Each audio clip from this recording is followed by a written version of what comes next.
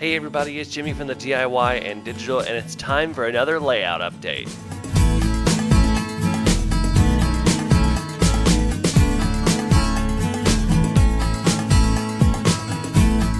Welcome back everybody. First of all, if you haven't already, go ahead and hit that subscribe button, hit that like button, and hit that bell icon so that you don't miss any updates like this video.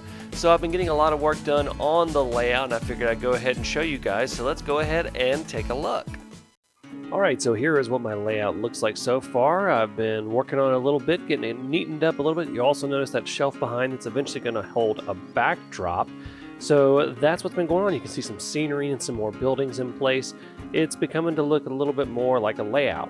So let's start over here with the scenery. I've done the tutorial on showing you guys how to do the Kato Unitrack ballasting, and I've also shown a couple other tutorials for how to do the hillsides.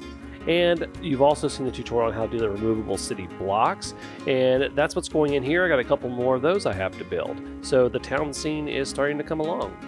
I've also for the first time begun extensive use of static grass using a static grass applicator, and I have to say I'm really loving the results. It looks way more realistic than other ground cover I've used before.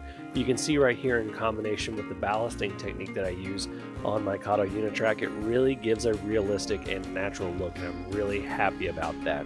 And to show you guys how I've been doing this, I left this area of the layout mostly blank. There's a little bit of scenery over there on the side, but I'm going to be doing a lot of scenery work here and showing you guys how I do it. And that includes some of the rock faces, as you can see as well. This rock face is actually no plaster mold or anything. It's literally the plaster that I had put on, and I just did some washes on it, and I think it turned out really good.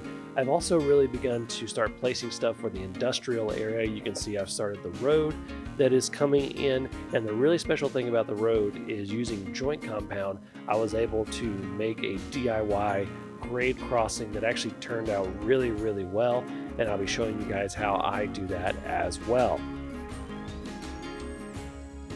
So that is what's been going on my layout. A lot has been going on, but there's still so much more to go, and I can't wait to show you guys my progress and show you guys how I do all of these different techniques. So there you go, guys. That's an update from the DIY and Digital Railroad 2.0. So that's a look at what's been going on my layout, some of the work that I've been getting done. If you haven't already, go ahead and hit that subscribe button, hit that like button, and hit that bell icon so that you don't miss any updates for what I get done on my model railroad. Until next time, I'm Jimmy from the DIY and Digital. Happy railroading!